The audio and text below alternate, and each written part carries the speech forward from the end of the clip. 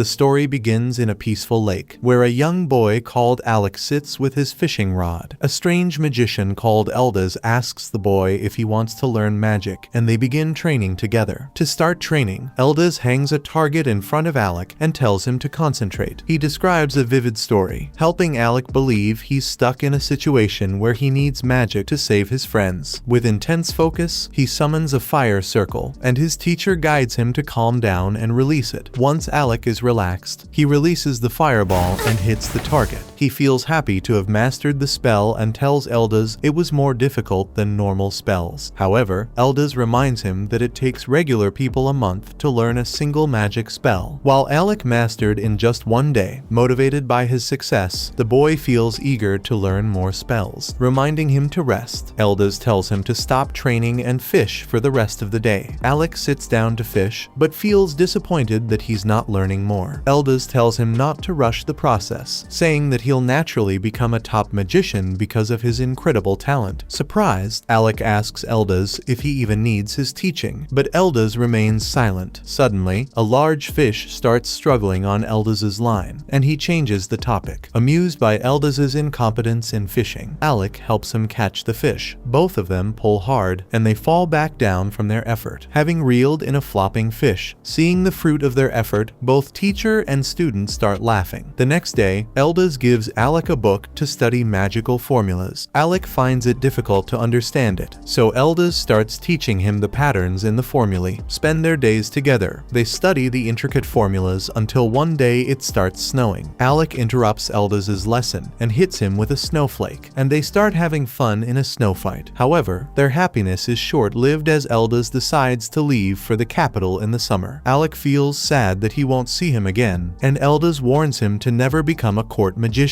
Feeling confused, Alec asks why he taught magic to him, so Eldas reveals that he was repaying a kindness from Alec's late mother. After his final words, Eldas turns around and leaves Alec behind. Many years later, Alec is studying at the Royal Magic Academy. Looking through the student records, he finds out that Eldas graduated as a top student and became a court magician. However, Eldas was later banished from the court, so Alec feels furious at the royal court. To repay Eldas's kindness, he decides to change the court by becoming a court magician himself. Sometime later, Alec is working as a court magician in Crown Prince Regulus's party. After a fierce battle, the prince turns around and fires him from the job. Shocked, Alec asks him why he's kicking him out, and Regulus asks him to state his job duties. Alec says that his job is to help the prince with magic, so Regulus reminds him that he failed this job in their previous battle. Regulus points out that he fights at the front lines as a swordsman, while their mage Lenny unleashes powerful offensive spells, and Ix, the tank, guards them from enemy attacks. However, he thinks that Alec's support and enhancement spells are completely useless for their party. Alec tries to explain why he only uses support spells, but Regulus interrupts him and mocks him for being weak. Lenny also chimes in and taunts Alec for always being passive and trying to avoid dangerous situations. She reveals that she always hated Alec's cowardly attitude and only accepted him because Regulus accepted him to the party. With Regulus's open rejection of Alec, both Lenny and Ix feel free to cast him out as well. Regulus says that he saw potential in Alec since he graduated as a top court magician, but now thinks that he only bought his way to the top. Once again, Alec tries to defend himself, but Regulus notices a dagger on his belt and snatches it away. He scolds Alec for carrying a weapon, saying that he doesn't allow commoners to own them. Alec says that he was only preparing for potential dangers, but Regulus grabs his collar in fury. He thinks that commoners are a bunch of idiots who can't listen to basic orders, and Alec grows quiet. Regulus yanks Alec's magician's robe off, saying that he doesn't deserve the position of court magician. The prince's harsh words send Alec into a silent panic, and his party heads into the dungeon, leaving him behind. Afterward, Alec heads back home to study the dungeon, knowing that the prince lacks the magic strength to face stronger monsters at level 30. Alec takes extra precautions to protect him. He leaves for the capital and asks the royal guards to let him inside, but they refuse, reminding him that he lost his court magician title. As the guards point out that commoners aren't allowed inside, Lenny comes out and starts mocking Alec again, mentioning rumors of Alec entering level 67. She thinks that he just made up some stories to sound powerful. As she heads back in, Alec starts following her her, but the guards block his path. Then, Alec holds out a scroll and begs Lenny to deliver it to the prince. She turns around and takes the scroll, and Alec thinks she'll at least complete this small favor. However, Lenny coldly smirks and rips the scroll apart in front of him. Turning back around to leave, she tells the guards to get rid of him. Afterward, Alec heads back to town, feeling sad that he couldn't change the royal court even after 4 years of struggles. While he's lost in thought, Alec's former party leader called Yora notices him standing there. He turns around to look at her, and she quickly rushes to hug him. The two of them sit down together, and Alec tells Yora about everything that happened. Understanding why he's feeling depressed, Yora feels angry that the Galdana Kingdom's court is so unreasonable, as she complains about their obsession with segregating commoners and nobles. Alec feels worried that someone might hear. However, Yora points out that they're alone before remembering Alec's suffering. He tells her he'll be fine, and she feels happy that he got kicked out from the prince's party. This confuses Alec, so Yora reminds him that she made a promise years ago to recruit him back to her party. Saying that she came to the capital just to recruit him, Yora gets up and asks Alec if he wants to join her party. As he stares in shock, Yora asks him again, saying she needs his power. Alec is overwhelmed by emotion and reminds her that the court banned him for being useless. However, she simply laughs and says it doesn't matter. She tells Alec that her entire party has been waiting for him to come back. Remembering Alec's potential, she tells him he can become a court magician again if he doesn't want to join her. Tears appear in Alec's eyes, and he gets up to join Yorha's party. She smiles and wishes the best for their future adventures, welcoming Alec back to the ranked party called Lasting Period. As Yorha holds his hands, Alec feels glad to return to his old friends. Afterward, they start heading home together. Sleeping in his carriage, Alec remembers Eldas's warning to never become a court magician. As he wakes up from the dream, Yorha tells him that there is still some distance from their hometown. Fizzle. Alec nods, but stays awake, which worries Yorha. Alec explains that his situation played out just as Eldas warned him, before heading back into thought. Meanwhile, in the royal capital, Prince Regulus learns that Alec has left their kingdom. After Lenny tells him that Alec has become an adventurer, Regulus mocks Alec for claiming to be the biggest genius of the Magic Academy, as he thinks that Alec is a coward for running away. Lenny offers him a drink to celebrate their new party member. She thinks that the new member is a great addition because he's a brilliant talent from a noble Duke Fornius's family. Regulus accepts the drink and takes a sip, while Lenny glazes him and acts like they'll conquer the whole dungeon with their strength. As the drunk prince laughs arrogantly, Alec and Yorha finally return to their hometown. Fizzle. Alec feels happy to be surrounded by so many adventurers, and Yorha tells him that they'll explore a dungeon to the city's west. Before heading out, Yorha remembers to get Alec registered at the Adventurers Guild. After they enter the Adventurers Guild, the receptionist informs them that they need a special license to explore dungeons deeper than level 30. She also explains that only the adventurers who've been registered for 2 years can get the license. Yorha feels upset and asks the receptionist why her party member Kraja didn't get the pass for them. The receptionist explains how Kraja threatened the guild to just hand out the pass, leaving Yorha completely embarrassed. Afterward, Yorha sits down to eat with Alec, upset that Kraja messed up her job. She takes a bite of her sandwich, complaining that they can't wait 2 more years to enter the dungeon's 52nd floor. However, Yorha cheers up after finishing her food and decides to explore easier areas for the time being. Alec feels surprised, but she explains that it'll be a good warm-up for their serious adventures. Cheered up, Yorha gets up and tells Alec to enjoy his time with her in the City of Dungeons. After lunch, they head out to a dungeon where a swarm of monster bugs surrounds them. Yorha casts some defensive magic on Alec, who rushes forward and cuts down the bugs. Yorha feels happy about their teamwork, but points out that this starter dungeon is oddly difficult to clear. As the bugs start multiplying, Alec notes that some accident must have happened in the dungeon's deeper levels. Yorha casts a defensive spell on herself and walks forward, but Alec tells her it's not safe. Feeling confident, she keeps going, saying that Alec has lost his old courage. Yorha reminds him that he'd never back down from any monster and tells him to trust her judgment. Watching the monsters gather and bombard Yorha's shield, Alec feels stuck, but remembers that he's not a court magician trying to help a spoiled prince anymore. Feeling free to help his friend, Alec concentrates and gathers his magic. Yorha notices his focus, and Alec unleashes a powerful fire spell that burns all all the bugs to a crisp. Yora feels happy that her friend's old spirit returned, but Alec jumps to take out some more bugs behind her. Then, as a full swarm starts surrounding the two of them, Yora casts a big shield while Alec charges a big spell. The bugs buzz helplessly around them as Alec calls a huge magic circle, unleashing a devastating thunderbolt spell that wipes them all out. Relieved that the fight is over, Alec sighs, and Yora congratulates him. Suddenly, a giant worm monster pops out from the ground and catches Yora. With no time to relax, Alec realizes that the worm must be the reason the bugs were so panicked. As Yora dangles from the monster's teeth, Alec reminds her that she has the strongest support magic in the academy. She smiles, recalling that he has the most powerful offensive spells to help with. With Yora's support, Alec calls forth a blazing dragon that coils above his wand. He chants a spell called Blazing Tornado and launches it towards the worm. The dragon instantly swallows the worm and burns its entire body to ashes, leaving Yora safe in her defensive bubble. After landing on the ground, Yora runs to Alec, who praises her abilities. Yora tells him that he's the strongest magician in the world, and Alec shyly accepts her praise. She thinks that Alec acts just like old times as she recalls one of their party's previous battles. While Lasting Period was off making records, the Royal Academy was having its graduation ceremony. A girl called Rosa sighed, watching Yora's team returning from their win. After learning that they had gone down to floor 68, the students around them felt shocked since the previous record was only 37. Yora's party made their way to Rosa, who gave them their degrees with their rankings. Ornest got 4th position, followed by Kraja on 3rd and Yora on 2nd, with Alec getting 1st position. After getting his degree, Alec thanked Rosa by calling her Rosa-chan, which made her angry. Ignoring her anger, the rest of the team also started teasing her until she crashed out. Afterward, as they started heading back, Alec stopped behind his team and announced that he would become a court magician. Kraja sighs, knowing that the attractive salary was a tempting offer. Alec awkwardly explained to his friends that even though his father was against his decision, he wanted to support him with the money. Remembering his teacher Eldas, he remained silent before saying that adventuring just wasn't a stable job. Ornest feels regret since they can't make the strongest party with all 4 geniuses, but Kraja starts teasing him for being in 4th place. As Alec smiled at his team's positive response, Yora tells him to never forget them. She tells him that even if they're going their separate ways, if they succeed in their goal, she'd snatch him away from the royal court. Alec was surprised by her support, and the rest of his teammates agreed with their leader. Before leaving, Yora told Alec to join their party again someday, which left him speechless. After gathering his emotions, Alec promises to return one day, and his teammates held out their hands to seal the deal. Back in the present, Yora shares a drink with Alec at his welcome party. Alec notes that she's quite happy, but Yora's mood changes after she sips the drink. She starts crying about the fire magic he used, saying that he almost turned her into fried chicken with the worm monster. Alec points out that she was fine with her defensive magic, but Yora refuses to accept it. Then, she starts wobbling in dizziness from the drink, before falling asleep on the table. Seeing her doze off, Alec covers her with a robe. However, a big man behind him thinks that he's too gentle to be an adventurer. Alec looks back at the tough guy, but ignores him and goes back to drinking. Angered by his response, the guy tries to punch Alec, but he easily blocks it with a spell. This time, Alec takes the man seriously, and the man feels satisfied that he got his attention. He wonders why Alec came back to be an adventurer despite being an elite court magician. Then, the man gives Alec an adventurer's card as compensation for punching him, but with one condition: he wants to see what a court magician is capable of. Alec wonders who this troublemaker man is, and the sleepy Yora mumbles that it's the guild master. Shocked that the brutish guy's real identity, Alec follows him into a training ground. The guild master welcomes both Alec and Yora, explaining that he uses this ground to assess adventurer parties before promoting their rank. In exchange for the adventurer's card, he tells Alec to prove his magical ability to him. Yora complains that Alec didn't get any time to rest, but Alec feels confident in completing the test, as he reminds her that they can skip 2 years of waiting by passing this test. Yora agrees. Once Alec gets in the ground with the guild master, he introduces himself as Leviel, remembering that he once led a powerful party. Alec praises Leviel for his S-ranked magic abilities. With a smug grin, Leviel gets ready, saying it's just past glory. Alec starts the fight by casting a thunderbolt at Leviel,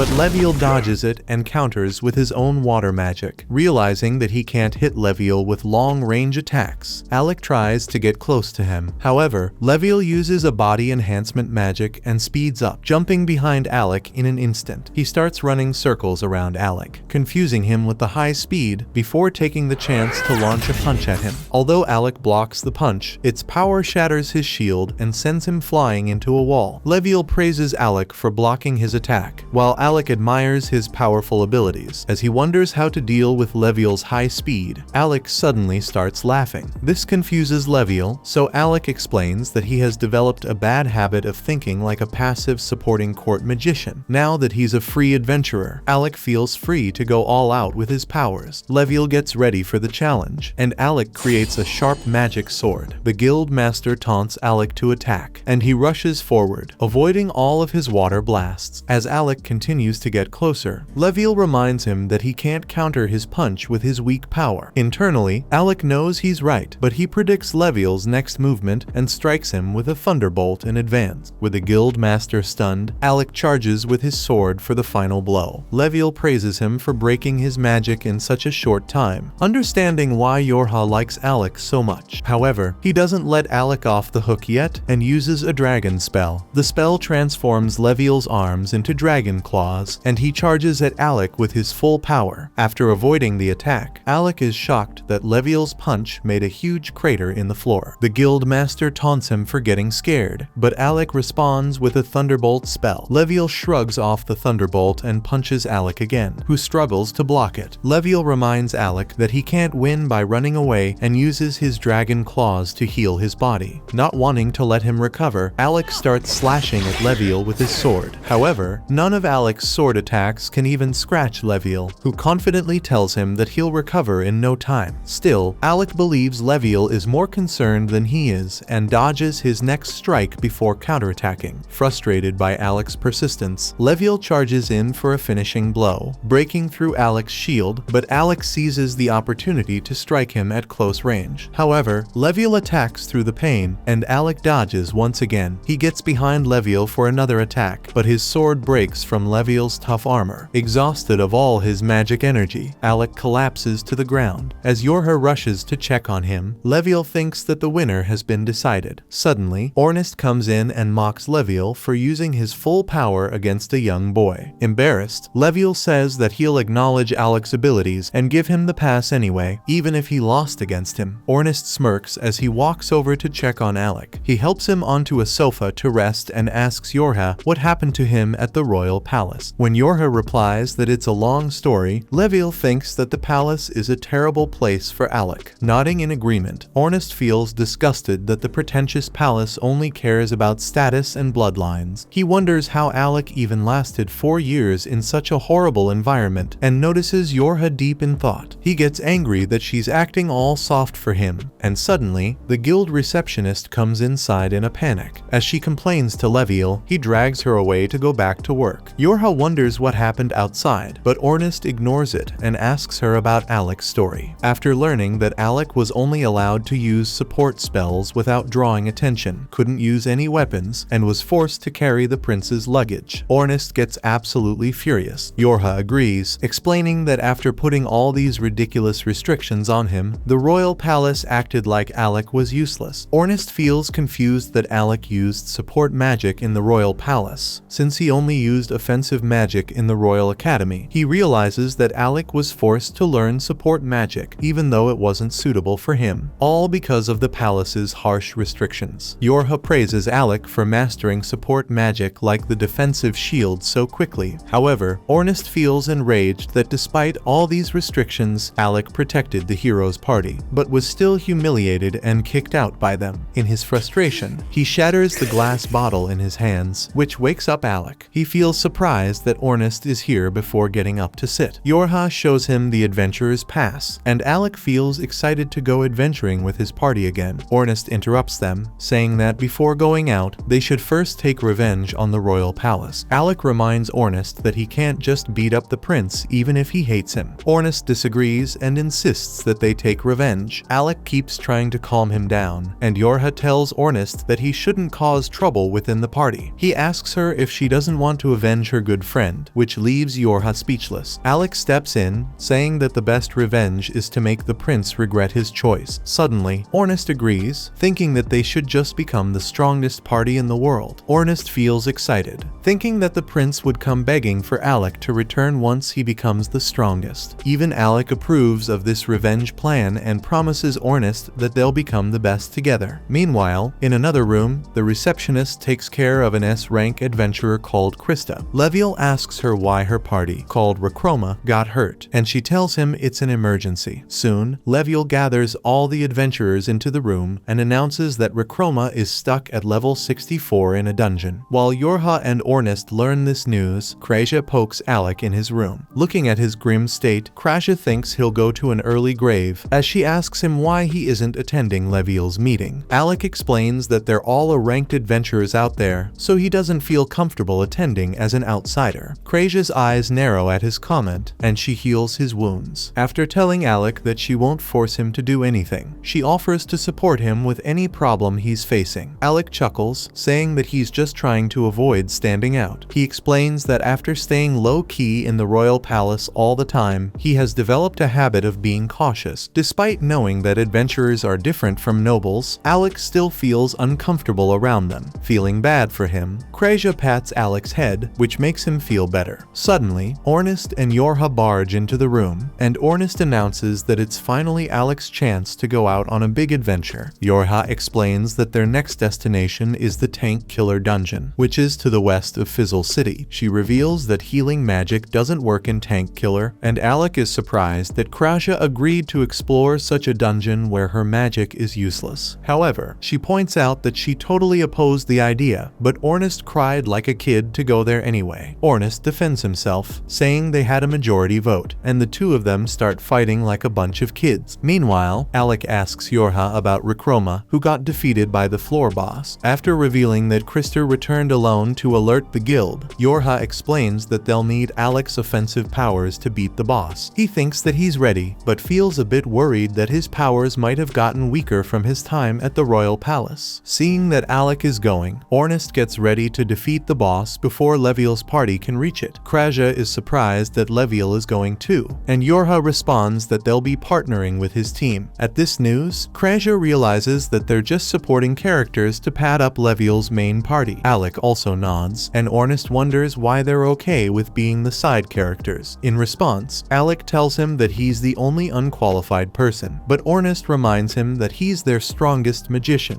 Yorha agrees and informs Alec that Leviel specifically asked him to come, and he finally feels some confidence in his own power. With the support of all his friends, Alec gets ready to join the lasting period party again. Once they're all ready, they head out to the Tank Killer Dungeon. Ornest thinks that this is the beginning of their party's legend, but Yorha says that she just wants to keep exploring with her friends. As Krasia agrees, Alec also laughs at Ornest's hot-headedness. He apologizes to his team for making them wait so long, but Ornest tells him they were happy to wait. Soon, they all prepare to head inside and start their official comeback as the Academy's strongest party. Before entering the dungeon, Ornest points out that if they explore it level by level, it would take forever to reach the 64th floor. Yorha agrees and explains that Krista obtained a magic core from her party when they reached that floor. Krista gave the core to Yorha so their team could take a shortcut straight to the 64th floor and rescue her teammates. Hearing this, Ornest wonders how the guild master will reach that floor without a core of his own, but Yorha explains that his party already has one. Ornest sighs, wondering why Leviel is even calling their team if he's going to finish the job himself, and Krasia points out that they're just side characters to make the guild leader look good. Once they get serious, Yorha reveals that the floor boss is an undead monster. Since Alec has the strongest matchup against undead monsters, Ornest tells him to stand back and preserve his mana until the boss fight. Alec feels worried to let his team handle the dirty work, but Krasia also thinks it's a good idea. She reminds her team that they're about to face a life or death challenge, so they need to be at their best if they want to survive. Excited for the challenge, Ornest stamps his foot, and Yorha activates the core to teleport them all to the dungeon. As they appear at the start of the 64th floor, the group gets surrounded by skeleton soldiers. Pumped up, Ornest charges straight in with his spear and starts destroying the skeleton army. Concerned that he'll tire himself out, Yorha rushes to support support him with magic. Meanwhile, Alec calmly watches Ornest use his ancient artifact, the black spear called Almersteka. Kraja explains that the black spear is very sharp and durable, but its simple qualities perfect for Ornest. Watching Ornest turn the skeletons into bone meal, Alec wonders if he should stay back. Ornest says that he doesn't need help, so Alec nods, but suddenly, he feels a strange aura behind him. He quickly fires a thunderbolt, confusing Kraja. She asks if something happened, but Alec thinks it was just his imagination. However, he realizes that something is actually trying to attack him, so he summons his mana sword to block a sneak attack from an invisible Reaper. Watching him parry the Reaper's blow, Ornest is glad that Alec's power hasn't decreased in the past 4 years. While Alec is annoyed that Ornest is only testing his power against strong enemies, Ornest says that he trusts Alec to defend him against the Grim Reaper. Knowing that his friend trusts him, Alec feels motivated to meet his expectations. With a burst of power, he slashes at the Reaper at an incredible speed, cutting it in half. After defeating the Reaper, Alec asks Yora if she knew about the dungeon's dangers, and she apologizes for hiding it. Kraja tells him that it's Ornest's fault for bringing them there, so Alec promises to rearrange the meathead's brain after their mission. Ornest laughs, saying that they have to return home alive first. Soon, another wave of skeleton soldiers pours in, and Ornest feels excited for the challenging fight. Yora reminds him that they're trying to rescue a team instead of conquering the dungeon, but Kraja thinks he's too dumb to understand simple plans. Both Ornest and Alec get ready to charge with their weapons, so Yora boosts their power with her magic. While Ornest plays whack-a-mole with the skeletons, he notices Yora panicking with one of them. Luckily, Kraja shoots it down for her, which gives Alec the chance to ready a big attack. After the team stands behind him, Alec charges a magic circle, planning to eliminate all the incoming skeletons. After frying all the skeletons into ashes, he says that the coast is clear. Ornest asks him why he always uses Thunderbolt instead of other spells, but Alec remains silent, thinking about all the times Prince Regulus stopped him from using his abilities, as Alec says that he only uses the spell because it's easy to cast. But Ornest stops him, knowing something is up. He keeps poking Alec to explain, but suddenly, the ground starts shaking. The group realizes that the sound is coming from the floor boss, and Ornest gets ready to charge into the dungeon's depths. With Yorha's help, he speeds into the tunnel, while the rest of the team chases after him. Yora praises Ornest for being so fast, but Alec thinks that she's even more impressive because she can help them run just as fast as he with her magic. As Yora gets flustered, they reach the end of the tunnel. Outside, they find Ornest staring at a young mage called Loki running for his life from a giant dragon. Loki keeps crying at Ornest to save him, but he ignores the poor mage, knowing he has the power to survive for so long. As Alec feels confused by his friend's indifference, Ornest explains that Loki is actually Rakroma's support mage, and they're here to rescue him along with the rest of the party. Meanwhile, Loki swears that he'll haunt Ornest as a ghost for ignoring him in danger. Suddenly, Loki trips on the ground, and Alec gets ready to help. However, Kraja tells him that he'll be fine since this is how Loki fights. Suddenly, he grins at the dragon. As the creature steps towards him, it triggers a fire trap that pierces through its body. After seeing his dirty tricks, Alec finally understands why his friends call Loki a jerk. As the dragon roars in pain, Loki starts mocking it, so it responds by charging up a superheat laser. Before he can react, the laser melts through everything in its path. Luckily, Ornest saves Loki before he can be evaporated. Ornest explains that although he knew Loki still had some fight in him, Alec got too worried and ordered him to save him from the beast. As the dragon growls at them, Alec gets ready for a big fight. The dragon attacks with its claws, but Yora blocks the hit. Alec tries to attack with a thunderbolt, but the dragon actually runs away instead of fighting. He realizes that it's heading straight for Loki and warns Ornest to be careful. With a thunderbolt attack, Alec distracts the dragon, giving Ornest the chance to run back towards his party. As Kraja is shocked by his actions, Ornest throws Loki straight at her. After Kraja catch him, she takes Loki away, while Ornest gets ready to fight without distractions. Yora reminds him that they're not here for a monster brawl, so he should let Alec finish off the dragon. Alec nods and watches as Kraja takes Loki to a safe distance. Once they're ready, Yora casts every enhancement spell on Ornest, who leaps into the air and strikes the dragon. He manages to get a few hits, but his spear gets stuck, which gives the dragon the chance to knock him to the ground. As Ornest is defenseless, Yora quickly runs up to check check on him. Before she can check, the dragon raises its claw to attack, but Yora blocks it with a shield. While she struggles to hold on, Loki finally learns that Alec has returned to lasting period, as Alec summons multiple magic circles to surround the dragon. Loki is impressed to see so many at once, realizing that Alec is a genius. However, Kraja tells him that her friend has much more power to offer. In front of Loki's eyes, Alec summons 20 more circles, surpassing the records of magical genius dozens of times. The dragon tries to interrupt Alec's spell by charging towards him, but Ornest finally gets up and stabs its tail to stop it. With this distraction, he jumps away from the dragon, and Alec finally completes his spell. He unleashes a boosted thunderbolt spell combined into one, which starts frying the dragon alive. However, it manages to escape before it can be burned to a crisp. After escaping, the dragon opens its mouth to attack him, and Ornest tells Kraja to distract it. She immediately launches an arrow rain that stops the dragon in its tracks, while Yora uses a magic spell to bind the dragon's limbs. Ornest also attacks the dragon with his spear, weakening it for Alec. Alec takes this chance to create 4 new magic circles, which surround the dragon and seal it under high pressure. Even under the seal's pressure, the dragon opens its mouth again to attack, and Alec praises the creature for remaining calm under so much pressure. Alec possesses a spell for a moment like this. It was his master who taught him the technique years ago, and ever since, Alec is the only mage capable of casting it. He waits for the dragon to strike. As it unleashes a magic beam, Alec casts a reflect spell, sending the monster's attack back at full force. Somehow, the dragon still survives its own attack and starts charging another attack. However, Alec uses the 4 seal formations to unleash a scorching inferno that blasts the dragon's body with hot flames. Unfortunately for the dragon, Ornest charges in to split its head and finish it off. Once the dragon is defeated, Alec and Ornest both congratulate each other. Yora and Kraja also come up, taunting their 4th place teammate for the assist. As the party laughs, Loki approaches them, praising everyone for their abilities. He asks Alec if he's the same royal court magician from Galdana who was rumored to have defeated the Hydra. Loki thinks that Alec is definitely strong enough to beat the Hydra, but Alec reveals that he got fired from the court. This shocks Loki, but Alec says he's doing fine even after losing his job. However, Loki tells him that he's actually feeling bad for the royal palace, which was dumb enough to kick out a genius like him. Then, Loki starts harassing Yora, saying that Krista will repay her for the help. Yora notes that he's deflecting his own responsibility on the team leader, which Loki shamelessly ignores. Then, he asks the party for some recovery potions, saying he donated all the potions he had to someone else. After getting serious, he explains that one of his party members is still fighting a floor boss that is even stronger than the dragon they just defeated. Kraja asks if the dragon they just fought was a normal enemy, but Loki explains that this floor actually has multiple bosses. He reveals that he just lured out the dragon because it looked dumber and easier to trick, so his team could fight the other one. Kraja admits that Loki is great at causing trouble everywhere. Despite the insult, Loki shamelessly tries to flirt with her, so Ornest splashes a potion on his face. While the two of them start bickering, Kraja asks Loki what the stronger floor boss is like. He reveals that the other boss is a necromancer wearing metal armor, but the armor seems hollow from the inside. As the party realizes that the armor is the boss's real body, Loki points out that physical attacks can't hurt it. Then, he turns to Alec and gives him an artifact. Alec is confused, so Loki says that he knows about his ability to use weapons. Alec smiles and praises Loki's sharp observation, to which Loki replies that he has to stay alert since he's a support mage. After praising Alec's ability to look weak yet intimidating at the same time, Loki explains that he can't defeat such a powerful boss without the artifact. As the artifact glows, it expands into a magical sword called SC Warts, the Ripper of Heaven. Ornest wonders why he is being so helpful to them, so he reveals that Loki wants Alec to fight only with his physical attacks. The party gets enraged, knowing that the monster can't get hurt by physical attacks. However, Loki grins maliciously, saying that this time he will prove his abilities and help Alec defeat the boss with a devious plan he has in mind. Meanwhile, on the 30th floor of a dungeon, Regulus's party runs from some monsters. Regulus asks Lenny to blast the pests away with her magic, but her wand sputters and fails to work. Frustrated, he wonders why his teammates are so useless and decides to fight the monsters himself. However, he realizes it's pointless when his sword harmlessly carelessly bounces off a monster's tough shell. After getting humbled, Regulus gets lifted like a sack of potatoes as his team escapes the dungeon. While being carried away, the prince wonders why it's so hard to defeat monsters he can normally destroy. Then, he realizes that ever since he fired Alec from his team, their performance has suddenly gotten worse. Instead of giving Alec credit for his good work, the prince blames Alec for cursing their team as revenge. After escaping the dungeon, Regulus gets a mage called Vogan to check for any curses. Once Vogan completes his diagnosis, he tells the prince that he's just imagining things. Regulus still refuses to accept his own failure and blames Alec for everything. Hearing Alec's name, Vogan is surprised and suggests that Regulus can't clear the 30th floor because it disables all support magic. Regulus scoffs, thinking that support magic is for weaklings, and keeps wondering why he's such a failure. Vogan points out that Alec already warned Regulus about the magic restriction on the 30th floor, but the prince keeps ignoring Alec's name. Vogan reminds him to have some respect for Alec, since he's the legendary student that reached the 80th floor, but the prince laughs, dismissing it as a bunch of rumors. Soon, a messenger knocks on the door and tells the prince that the king wants to speak with him immediately regarding Alec. After entering the king's room, Regulus thinks his dad has also figured out Alec, but the king asks him if he knows about Eldas. Seeing his son's confusion, the king explains that a few decades ago, Eldas was banished for daring to warn the king to change how the royal court works. Otherwise, their kingdom would be destroyed by a calamity. The king thinks that Eldas was just insane. Regulus agrees that disrespectful noblemen like him deserve to be exiled. Then, the king reveals that after he banished Eldas from the court, he entered the Royal Academy as a commoner and silenced everyone with his incredible skills. After graduating as the academy's top student, Eldas used another opportunity to become the court magician and return to the king. Remembering Eldas's strange words, the king laughs, saying that he disappeared after that. As the king recalls Eldas's warning that commoners shouldn't be underestimated, he asks Regulus if he knows why he was sent to the dungeon. Regulus thinks that it's just so that he can gain strength and experience, but the king reveals that he was just testing if Eldas's words were true or not. The king thinks that it might be time to change the rules of his kingdom and start employing qualified commoners instead of nitpicking their backgrounds. As the king finishes his statement, Regulus gulps and says that it would tarnish their family's reputation if they relied on commoners. Regulus reminds his father that he's the one who taught him to respect nobility, but the king says that he also trusted Eldas with one decision, saying that Alec is the person who caused him so much pain. Regulus begs his father to reconsider his decision, but suddenly, a servant shows Regulus the remnants of Alec's written report. When Regulus reads the notes, he sees they include a full guide to clearing the 30th floor of the dungeon. The king reveals that the notes are from Alec, and he couldn't have covered all the strategies in such detail without clearing the floor several times. Learning this, Regulus's inflated ego takes a huge hit, and he quietly turns around to leave. As the prince walks away, the king asks Vogan to take care of his son. In the palace halls, Regulus slumps against a wall, wondering why Alec never discussed any strategies before. Remembering that he's the one who kicked out Alec without giving him a chance, the prince finally admits that he's the useless one. Thinking that Alec probably thought he was too stupid to discuss strategies with, he smashes a vase in rage. Then, Regulus asks Vogan for a favor. Meanwhile, back in the dungeon, Alec wonders how Loki's artifact will help him take down the floor boss. As Ornest tells Loki to stop bossing them around, he points out that Alec can use his magic at the right time. Yora realizes that Loki is trying to fool the floor boss into thinking that Alec is a swordsman to strike him at a weak spot. Kraja thinks that they'll just waste their time trying to trick a brainless monster, but Loki reveals that this boss is intelligent. As he tells the team that the boss monster can use advanced sword techniques, they all fall speechless, seeing everyone so uneasy. Loki tells Alec to use his sword for most of the battle, but finish the fight with magic. After Alec accepts his plan, Loki turns to Kraja for some help. She isn't interested, but Loki tells her that he needs her mana to teleport anyway, knowing that teleport magic is a national secret. Kraja is shocked, while Yora covers her ears to avoid getting involved. Loki laughs, saying that it doesn't matter since there aren't any spies in the dungeon. Anyway, as the careless mage keeps laughing, Alec tells Yora that if anyone questions them, they'll just blame everything on Loki. As Loki draws the teleportation circle on the ground, Alec wonders if they can trust him. Yora tells him that while Loki isn't honest about everything, he's still a trustworthy guy. She reveals that 2 years ago, Loki was in charge of a search team looking for the Arcana dungeon, and they returned without any casualties. As Alec feels impressed, Yora reminds him that Loki's party leader is also a reliable adventurer. With her words, Alec decides to trust him and calls out to Ornest, reminding him that he rarely gets a chance to use swords. He tells Ornest to play like old times. While they bicker in the background, Loki is genuinely surprised that the team is getting along so well after 4 years of being separated. Kreja reminds him that old friendships don't fade away so easily and points out that his own team trusts him enough to handle the dungeon boss by himself. Suddenly, Loki shifts the serious topic and starts teasing Kreja, who quickly covers his big mouth. Soon, the teleportation portal is ready and everyone waits for it to activate. Loki explains that the teleportation magic can only take them to specific spots marked on the map. He warns the group to remain alert since they could face the final boss at any time after teleporting. Finally, Loki teleports them all near his party members, and they appear right in front of the glowing dark armor. As the boss walks towards Loki's party, they realize they're in deep trouble. The team leader, Rewell, sends Krista back for support. As she leaves, their partner, Marbell, charges at the boss to distract it. Rewell shoots a fireball to assist her, but the boss shrugs off his attacks and continues attacking. As Rewell wonders how to deal with the troublesome set of armor, Ornest suddenly charges into the battle. He distracts the knight from the front, while Alec sneaks behind it for a surprise attack. However, the boss still avoids Alec's attack and engages in a fierce battle with both of them. Meanwhile, Loki regroups with Rewell and Marbell, then takes them along with Kreja to receive healing. Yora watches as Ornest and Alec continue fighting the knight, unable to penetrate its defenses. As Ornest attacks again, the boss jumps up to avoid it. This time, Ornest steps on the knight's hood to stop it from jumping, which gives Alec the chance to cut its head clean off. As the empty helmet lands on the ground, Alec thinks they've won the match, but suddenly, the armor comes to life again. Alec realizes that it's a Dullahan monster that can live without its head, and Ornest thinks that the dragon boss they defeated was just this knight's steed. However, Alec quickly realizes that he lost sight of the boss, and it reaches him at lightning speed. As he blocks the attack, Alec feels the boss using even more power. He thinks that the boss is finally taking the battle seriously, but it forgot to pay attention to his partner, Ornest. With some power buffs from Yora, Ornest attacks the knight with his spear, but it blocks his charge. This gives Alec the chance to knock the knight back, and Ornest asks him how he feels about the boss. Alec tells him that the knight's armor is too hard, thinking that even their ancient artifacts might break. However, Ornest still feels excited to keep fighting since the boss is a worthy opponent. Nearby, the knight reattaches its head and screams loudly, which distracts Alec and Ornest. It uses this distraction to attack and send Alec flying, but Yora manages to shield him just in time. As she checks on him, Alec says he's fine. If she hadn't saved him with her barriers, he would have died. In that moment, Alec asks Loki how much longer he needs to distract the Dullahan. Loki responds that he still needs 5 more minutes, so Alec drinks a recovery potion to recover his strength. Meanwhile, Ornest screams at Alec to stop slacking while he struggles with the Dark Knight. As Alec rushes to help his friend, Loki calls over Yora for a task. As they continue fighting the monster, Ornest says that Alec is finally looking like a real champion. He thinks that after meeting him for the first time in 4 years, Alec always had a bored, passive expression on his face. This surprises Alec, who tells him it's none of his business. Still fighting, Ornest refuses to back off, saying that even if he can't magically fix all of Alec's problems, he still wants to support him as his friend. Nearby, Loki finishes charging his magic, and a huge circle appears above them. He laughs, saying that a monster with intelligence can easily be manipulated, but the knight instantly appears before him and slashes through his chest. While rushing towards him, Alec and Ornest realize that Loki was just using an illusion spell to test the monster's intelligence. Loki taunts the knight for being too impatient, saying that it has walked right into his trap. Suddenly, some ice crystals wrap around the knight's leg, preventing it from walking properly. Seeing the monster walk away, Ornest decides to charge at it, but he steps on a hidden magic circle. Loki smiles, already knowing he'd do this, and he gets Kreja to teleport Ornest, appearing right behind the knight. Ornest sends it flying away with his spear. Loki praises Kreja for learning the teleport spell so easily, while Marbell cheers for her teammates' success successful plan. At Ornest's signal, she jumps off the roof and attacks the monster on the ground. It dodges to the right, but only manages to step on another trap set by Loki, which traps its legs even more. Infuriated by all the traps, the knight roars and climbs straight up to the tower roof. Loki tells Kraja to back away from the monster and taunts it to come closer. This time, the knight sees through his trap and decides to attack from a different direction. However, Loki blocks it with his sword, but Rywell thinks there's no way he can fight off the monster on his own. To support Loki, Yora casts sevenfold enhancement magic, giving him some more time. Somehow, the monster still forces Loki back, but it steps on yet another trap hidden on the floor. As the trap activates, Yora unleashes a 3-point seal spell, which chains the monster to the spot. As the knight knocks Loki off the roof, he screams at Alec to finish it off. Seeing his careful planning to set up the monster for him, Alec nods, ready to deliver the final blow. Watching Alec prepare his final attack, Loki notices that he has created even more spell formations than he did against the dragon. Struggling to output so much power, Alec stumbles, but gets back up on his feet to complete the spell. As Alec's body glows with energy, more formations surround the knight. Finally, Alec releases the powerful combination Thunderbolt, making the monster scream in pain. However, the powerful knight slashes through its seal, wanting to escape. Knowing this is his last chance, Alec struggles to add more power to the spell, but his body gives out. Loki realizes that it's already insane that Alec has already used his ultimate spell twice, so it's completely normal that he can't use its full power. Meanwhile, Alec struggles to keep up his spell, but suddenly, he remembers Regulus's mocking words from when he fired him. Then, he remembers the kind welcome afterward by his own team, and raises his wand again, unwilling to let them down here. Determined to make his friends proud, Alec steps forward and chants a new spell called Vajra, which combines all his thunder formations and releases a gigantic dragon. As the rest of the team watches in shock, Alec prepares to destroy the Dark Knight with his lightning dragon. Soon, the monster breaks free from Yorha's seal and charges forward. Alec immediately releases his dragon, which rushes forth and devours the metal beast, shattering its entire body to bits. With the boss defeated, Alec finally collapses on the ground, exhausted. He feels happy that he can rely on his teammates to cover for him, but Yorha reminds him that they're here just to enjoy themselves. Ornest thinks that the old Alec is finally back at full strength, but Kraja says he can still improve. He chuckles before asking Alec if he won their bet this time. Remembering their bet that whoever fell down first lost, Alec gets mad at Ornest for being so unfair. Knowing that Alec was suffering from a disadvantage, Ornest decides to go easy on him and give him a lighter punishment. He tells Alec to never keep any more secrets from their team, saying that he should always rely on his friends to solve his problems. Seeing his friend's sincere concern, tears run down Alec's face as he jokes about the light punishment. Ornest wonders if Alec wants to truly suffer, so he decides not to push his luck. As Alec feels grateful for such wonderful friends, Rywell and Marbell walk over. Rywell thanks Alec for saving his entire team's life, as he introduces himself as the party leader. Suddenly, Marbell comes out of nowhere and kisses Alec on the cheek, while Yorha gets jealous.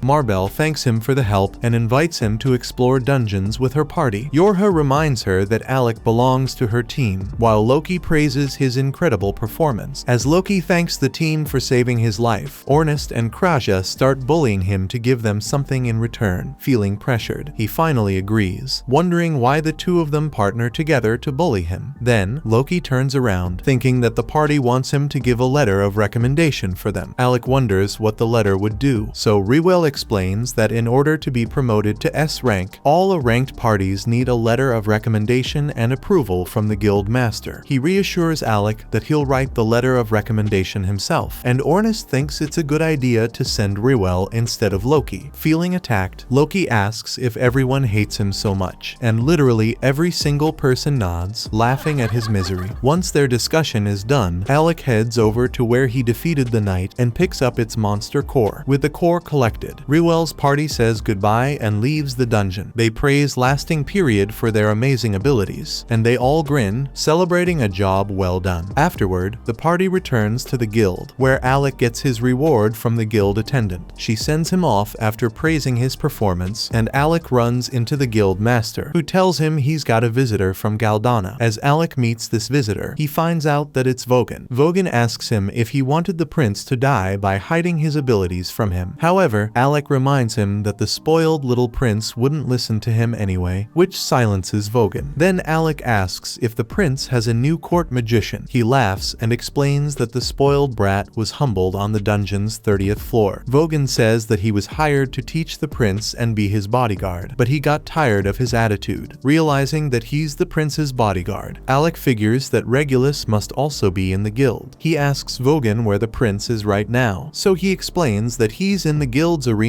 to avoid him. Alec asks him to lead him there, since he has some stuff to settle with Regulus. As the two of them walk downstairs to the underground arena, Vogan wonders why the prince is so rigid about his views on nobility. Alec thinks that it's only normal for nobles to act like a bunch of snobs, and Vogan sighs, frustrated. This surprises Alec, who points out that he's a noble himself. However, Vogan says that he doesn't care about meaningless statuses, and he hates the way Regulus thinks. Soon, they enter the arena, where Alec finds the prince standing in a cloud of dust. As Regulus turns around, he glares at Alec and reveals what the king told him. Alec is surprised that the strict king actually wants to change his court, but Regulus tells him he'll only accept the change because his father ordered him. He points an accusing finger at Alec, crying that lowly commoners don't deserve to work with holy nobles like him. Frustrated that he grew up his entire life thinking he was better than everyone else, Regulus starts screaming and grabs Alec's collar. As the prince sheds tears, overwhelmed by emotion, Alec admits that he can't understand his feelings. However, he tells the spoiled brat that it's his fault for never listening to him. Regulus gets angry, but Alec shakes him off, saying that if he had listened to him, he wouldn't have gotten humiliated in the dungeon. Despite being in the wrong, Regulus's ego blinds him, and he refuses to listen. He places a hand on his chest, which starts glowing, and summons his weapons to challenge Alec. Regulus tells Vogan that he doesn't think the king is right, and Vogan nods as he listens. The prince tells him to make the king change his decision if he can defeat Alec and prove the superiority of nobles. After his announcement, Regulus charges at Alec, who blocks his attacks. Alec feels surprised that Regulus switched to twin swords, and the prince tells him it's just an ancient artifact. He reminds Alec that he himself told him to stop using a heavier sword. Alec told Regulus to switch to smaller twin swords, since they would be easier to wield with his younger body. Even after taking his advice, the prince collapses to the ground as Alec dodges his attack. Watching the prince's sudden passion, Alec asks Vogan if he encouraged him to do this. The bodyguard calmly tells Alec that he wanted Regulus to confirm a commoner's ability with his own eyes, since he was too stubborn to acknowledge them. As the prince struggles to get up, Vogan tells him to prove his bluster about nobles with his actions. Angered by his taunt, Regulus tries to attack again, but Alec blocks it once more. While the prince desperately slashes at Alec, Vogan reveals that he told the prince he'd earn his respect if he took action, even if he couldn't prove himself. Then, Regulus charges a special attack to break through Alec's defenses, but he still deflects the attack. Exhausted, Regulus realizes that Alec is enhancing his own abilities through support magic. He remembers that while exploring the dungeons with Alec, he never used to get tired because his support magic protected him during his reckless actions. In response, Alec says that he was simply doing his duty, but Regulus reveals that when he went to the dungeon after kicking him out, he got his butt kicked every time. Frustrated by his repeated losses, Regulus finally read through Alec's notes. Even though it hurt his very bloated ego, Regulus admits that his notes were perfect and thorough. It left Regulus completely frustrated that Alec could even predict what he'd do in dangerous situations, so he thought that he was a complete genius. Unfortunately, despite recognizing Alec's ability, Regulus says that he wants to take him down. He challenges Alec to take him seriously, so the magician finally summons his sword. This time, he gets serious and reminds the prince that he can absolutely crush him. Before making a move, Alec asks the prince if the king truly thinks their kingdom needs to change. The prince reveals that the king is testing the abilities of nobles and commoners, so he made him explore the dungeon for an experiment. Regulus feels humiliated that he was just a testing project project for his father. And Alec finally realizes why the king was so nice to him all those years. The prince wonders if he's satisfied, but Alec tells him that he previously used to think he wasted all those years in the palace. However, if the king changed his mind, it means that his efforts and Eldas's struggles all those years ago weren't meaningless. As Alec announces his happiness, Regulus is shocked. Then, Alec finally grips his sword, ready to finish the duel. Suddenly, he appears before Regulus in a flash and raises his sword. As the spoiled prince flinches in terror, Alec knocks out his swords in front of Vogan. Once the dust is clear, Regulus is left staring at Alec from the ground. He angrily asks Alec why he didn't hit him, wondering if he spared him out of pity. Regulus tells Alec why he isn't angrier at him, recalling all the times he humiliated him for no reason. As the prince goes on his tangent, Alec stares silently, while Regulus breaks into tears. The young prince loses all hope, thinking his previous ideals and dreams have become completely meaningless. The prince wonders what to do next, since he doesn't know what's right anymore. He thinks that perhaps if he died, his dad would reconsider his decision in grief. However, with Alec looking at him in pity, Regulus thinks that there's no way out for him. In his desperation, Regulus asks Alec what he should do next, which makes him laugh. Alec apologizes for laughing, but says that he never expected the prince to suddenly ask him for life advice. He explains that at first, he also wanted to beat up Regulus and take revenge for all the suffering he put him through. However, with the prince crying and begging him for help, he can't help but laugh at the absurdity. Then, to answer Regulus, Alec says that he doesn't know, since he is always relying on others because of how unpredictable life can be. Alec says that even he struggles to answer what he should do next. However, he tells the prince that he shouldn't ask others for advice and should make his own decisions about what to do. Hearing his advice, Regulus calms down and realizes he should answer his own questions. Then, he asks Vogan for an item, so he hands over the court magician's robe to the prince. Regulus offers the robe to Alec, saying he took it away from him unfairly. In that moment, Vogan also shows him a letter from the royal palace, and Alec asks if it's a royal order. Vogan says that it's actually a request from the king, so Alec refuses to take the robe. He tells the prince that he doesn't want to leave his friends and won't ever become a court magician again. Alec tells him to give the king his warmest regards. The prince throws the robe at him, giving up on Alec. Regulus turns around to leave, saying that he's a total loser for refusing the king's kindness. Alec smirks, saying that he's already a useless commoner, so he can't be missing out much. Finally, Regulus says that he hates Alec, and Alec replies that he feels the same way. Hearing him agree, Regulus leaves, this time with a smile on his face. Vogan turns around to follow his young lord, while Alec laughs, finally feeling free of a mental burden. Sometime later, the team is relaxing in their room when Alec asks if everyone is free. Ornest, Krasia, and Yora say they have time, so he asks them if they can show him around the city. At the mention of sightseeing, Ornest suddenly gets a stomachache, while Krasia remembers she's got something to do. Alec gets upset, knowing they're clearly making an excuse to go out with him. However, they ignore him and leave anyway, and Yora gets embarrassed because they're clearly trying to give her some alone time with Alec. Alec asks Yora to go out with him alone, since he just wants to explore. She gets flustered by his offer, but agrees to show him around. First, Yora takes Alec to the Adventurer's Street, where they explore all kinds of stalls selling useful equipment and items, as she warns Alec not to get swindled by fake goods. A shopkeeper offers her a strange pill to boost her fighting power for 10 whole days. Despite her clever advice earlier, Yora falls for his obvious scam like a toddler getting tricked by candy. As she's about to buy the pill, Alec stops her and pulls her away from the scammer's shop. He tells her to just send Ornest and Krasia shopping for any items she needs, so Yora recalls the last time she sent those two idiots to the market. Instead of the items she requested, they ended up buying a bunch of useless merchandise with her precious money. Alec sighs, realizing he's dealing with the world's smartest toddlers in his party. Then, he notices Yora holding a bag and offers to buy the supplies himself. After Yora thanks him for the help, they enter a cozy cafe to relax for a bit. As they sit down, Alec asks Yora why Ornset and Krasia hate Loki so much. She smiles awkwardly and explains that they had a squabble before Ornest got his ancient artifact. Yora asks Alec if he remembers Ornest's reckless fighting style, and he nods. She explains that although he's wild on the battlefield, Ornest has always had a habit of carefully maintaining and cleaning his weapon off the field. As As it turns out, Lasting Period was exploring a dungeon 2 years ago when they encountered an ranked party in trouble. Luckily, Loki and Riwell also came to help, so they were able to fight against the dangerous boss. However, Ornest got injured while protecting the weaker team members from the floor boss, and he tried to hide his injury as they continued fighting. After the boss was defeated, he tried to walk back home with his injury, but collapsed on the way back. Loki and Riwell helped drag Ornest along, but as Loki held Ornest's spear, he thought it was broken from all the fighting. Thinking the weapon was useless, Loki threw it away, which made Ornest furious when he woke up. Yora believes things still would have been fine, since Loki genuinely got rid of a weapon he assumed was broken. However, he told Ornest that he cared too much about a disposable item, which completely enraged him. She explains that ever since that incident, Ornest and Loki have always been at odds with each other. Alec finally understands why Ornest hates Loki so much, but wonders why Krasha dislikes him as well. So, Yora tells him that Krasha just thinks he's annoying, and they both laugh at their petty friends. After having coffee, the two of them go back out to explore the market. Soon, Yora spots a rare elf bracelet, which increases a person's magic power. Although she really wants the accessory, it's too expensive for her. Alec offers to pay for it, and she's surprised that he'd spend so much on her. He tells her that since she's the team leader, it will help everyone if she gets stronger. Seeing his support, Yora accepts the gift with a big smile. For the rest of the day, they continue exploring the city and its different attractions. Later, in the evening, they look out at the beautiful sunset together. Yora wonders if Alec likes Fizzle City, and he nods, saying it's much more lively than Galdana. Hearing about the Imperial City, Yora grows serious and asks Alec if he can answer her question again. This confuses him, so she reveals that ever since she asked him to rejoin their party, she felt guilty thinking that she stole his job away as the court magician. Yora wonders if he is happy to be with their party, or if he feels forced to tag along with them. He says that although he has some unfinished business in Galdana, his goals have changed to help his party become the strongest in the world. Hearing this, Yora tears up and tells him she'll never allow him to quit again. Alec smiles, but she teases that she'll send Ornest after him if he disobeys. As they both cheer up, Yora feels happy that Alec told her about his inner feelings. However, he suddenly becomes serious and tells Yora he wants to hear her true feelings as well. She's shocked and instantly assumes he's confessing his love to her. But Alec then explains that Ornest pressured him to talk about his worries with the team, which is why he opened up to her. Realizing she just got tricked, Yora blushes like crazy, and Alec wonders why she's so embarrassed. The next day, Alec is peacefully sleeping in his bed when Ornest yanks his sheets off. Noticing a book beside him, Ornest wonders if Alec stayed up all night reading. He nods, saying that it's important to stay up to date, but Ornest tells him to fix his sleep schedule. Then, he tosses Alec's clothes in his face and tells him to get ready for the day. Finally feeling refreshed, Alec asks Ornest if they should do their usual routine, and Ornest excitedly agrees. After getting dressed, both boys go outside to spar with their swords. Watching them fight, Yora wonders why they never take any time off to relax. She warns the boys to take it easy, but they ignore her and keep going full throttle. Alec points out that he missed out on 4 valuable years of fighting, so he needs to bridge the experience gap between him and his teammates. Suddenly, Ornest knocks his sword away and raises his own blade to finish him off. Alec manages to counter the attack, but his sword breaks in the process. Ornest reluctantly admits that even though Alec lacks experience, his reflexes are insane. Alec then points out that Ornest was also able to block all of his attacks. When Alec says he planned to beat him in their match, Ornest laughs and tells him there's no way he could ever defeat him. Then, he pulls out his spear and tells Alec to use his artifact sword for a real battle. Thankfully, Yora stops the boys before they injure themselves in the stupid practice match. Suddenly, Loki shows up and mocks the team for training so hard, then offers some of his own expert advice. Naturally, they all ignore him and leave to explore the dungeon. Loki smiles and tells them they should treat him better since he just got them promoted to S rank. This shocks everyone, and Yora quickly tries to get the promotion certificate from him. However, Loki keeps it out of her reach, saying that he'll only give it to her if Ornest apologizes to him. As Loki starts laughing at Ornest's misery, Krista bonks him on the head for his childish attitude. Then, she gives Yora the letter herself, and Riwell congratulates Lasting Period for achieving the S rank status. After taking the letter, Yora jumps in joy, feeling like she's taken a step closer to achieving her dream. Then, Krista reminds Alec that after reaching the S rank, he's now qualified to explore the legendary Arcana dungeon. Alec wonders why it's so special, so Rewell explains that the Arcana dungeon is even harder than the level 64 they experienced last time. Alec is surprised to learn this, so Rewell offers to give him tips on exploring the new dungeon. Krista explains that they're still indebted to his team for saving their lives, so they're willing to help him anytime he needs it. Suddenly, Loki barges into the conversation and tries to flirt with Yora and Kreja. However, they just pretend like he offered to treat them all to a feast for their promotion, and the boys get excited to eat. Feeling nervous, Loki tries to act like he has to cancel the plan for an urgent team meeting. Unfortunately for him, Krista just exposes him and tells everyone they've got no meetings, so Loki is dragged away to pay for their meals. A short while later, they all settle down in the restaurant, and Rewell starts their celebration with a cheer. While eating, Alec still feels disbelief that he's in an S-ranked party. Ornest notices him mumbling and wonders if Alec thinks he doesn't deserve the rank without earning it. He gets angry and tells Alec to stop feeling like an imposter, but Alec reassures him that he's not thinking that way. Then, Ornest declares that the promotion is just the start of their journey to become the world's strongest and warns Alec that he'll beat him up if he tries to act like a sore thumb now. With his passionate declaration, everyone gets even more fired up. As they start ordering more food, Loki screams that his credit card is showing negative numbers. Later that night, Yora gets tired from all the celebrating. Kreja believes Alec is the reason she's been so happy. Suddenly, the guild receptionist comes out and tells Kreja she's got a patient who needs urgent help. Kreja follows her inside and heals the patient, and the receptionist thanks her for the help. Noticing many other injured adventurers in the room, Kreja wonders how so many people got hurt. The receptionist explains that recently, a criminal group called the Shadow Guild has been targeting adventurers. Just then, Leviel enters the room with another group of injured adventurers and brings Kreja along, explaining that this girl is Olivia from Nameless. He leaves her to handle the situation, and Kreja begins checking Olivia's wounds.